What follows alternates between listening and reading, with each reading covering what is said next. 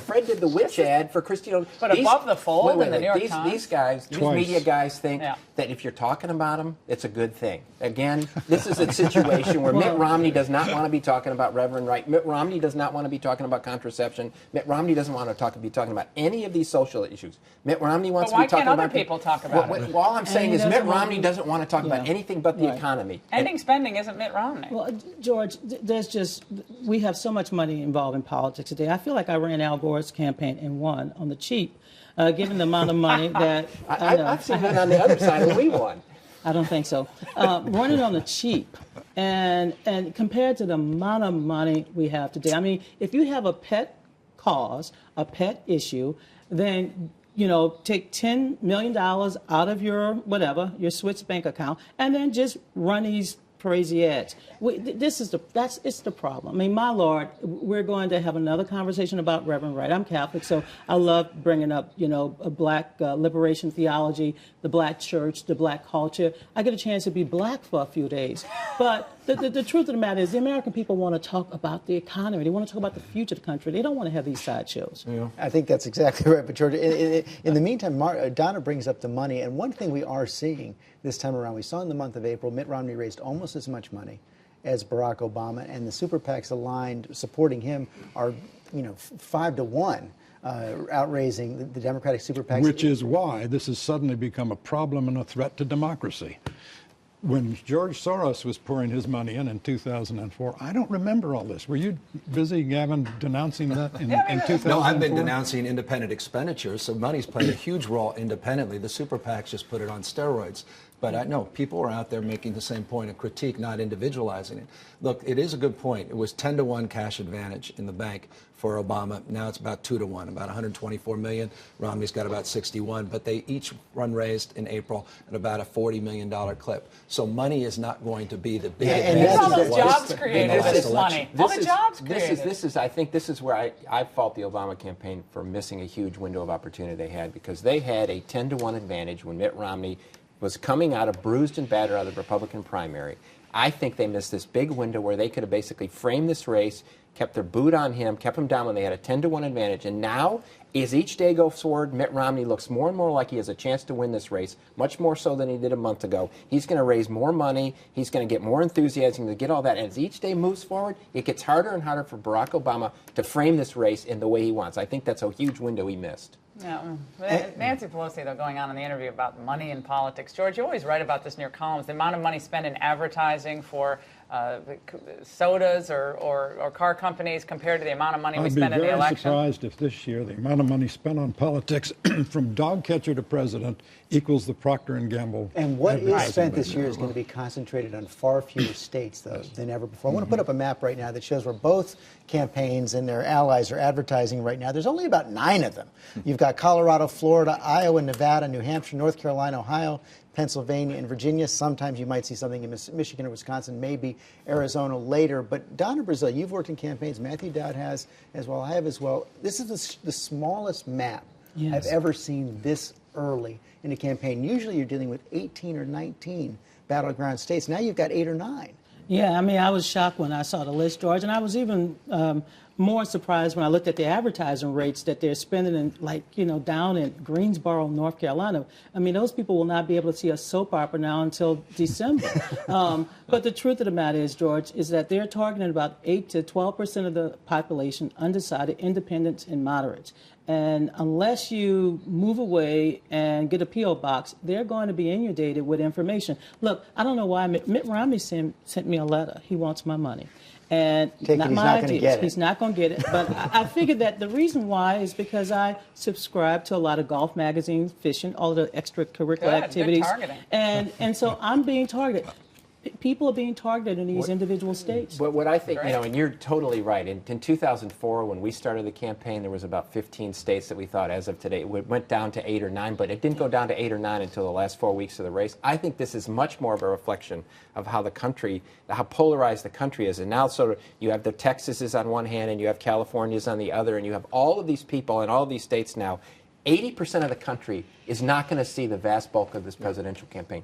80% of this country will not see most of what is going on and most of what we are all talking about because they're not in one of these 8 or 9 You states. guys won't get it in California. None. I mean, we're just a big ATM. The only thing we get are visits and big fundraisers, and then they're on their way back. And those, exactly, we thought we get the Yeah, solicitations. Clooney gridlock. That's what you guys got. Clooney gridlock. Meanwhile, No, George- Sarah Jessica Right, Parker yeah, exactly. gridlock. Let me throw out a proposition to you, though, George, that, and here it is, that what happens, though, in Greece, as they're dealing with all their debt problems, is going to matter more in this election than any single event during the campaign. It might in two ways. First, the optics from Greece, the riots, the carrying on, the fact that they have an election and something like 16% of the new parliament are fascists or communists. The general sense of a model that we're in danger of emulating is breaking under the weight of entitlement and the entitlement mentality. But beyond that, if it gets to Spain, which is a big country, I mean, Greece has already defaulted, and anything that happens there has already been discounted by the markets. But if it gets to Spain, then it could actually affect our economy. And none of the events that you can see could happen down the road can help the president. Then Barack Obama could be in position John McCain was 4 years ago after the financial crisis hit. Nothing he can do. Nothing he can do, and you've heard both Paul Ryan and Romney reference Greece frequently in the last just 2 weeks. We're going down the Greek road. You know, Greek ruins could become American ruins. Again, the weight of the entitlement structure. They didn't want to deal with it for years and years and years, and now they find themselves in a position where they have to deal with it. Yet everyone's so used to getting this stuff, free stuff, or stuff that they're used to. They don't want to have any of it diminished. Well, and that's a problem. I think when you're in a race, it's basically dead even. And this presidential race is going to stay that way to the member. It's like that on that very thin edge. And there's 5 or 6% of the independent voters are trying to look for a signal of what they should do. They like President Obama. They think he's a good man. They think he's a good family. But they don't like to where the country is today. And so any little thing that says, here's what you need to do. If something goes bad in Europe in the middle of the summer, it's one of those things that could happen at basically those 5% of the country saying, now I know what to do. And that's the problem for President Obama. Our largest trading partner, and so we have a concern about what's going on in Europe. Europe is our largest trading partner. Exports will be impacted. Job creation in the country will be impacted. Look, the austerity programs in many of these economies, people are tired of it. They're tired of the social contract being broken between the middle class and their countries. It's not just entitlements. They're seeing their way of life change.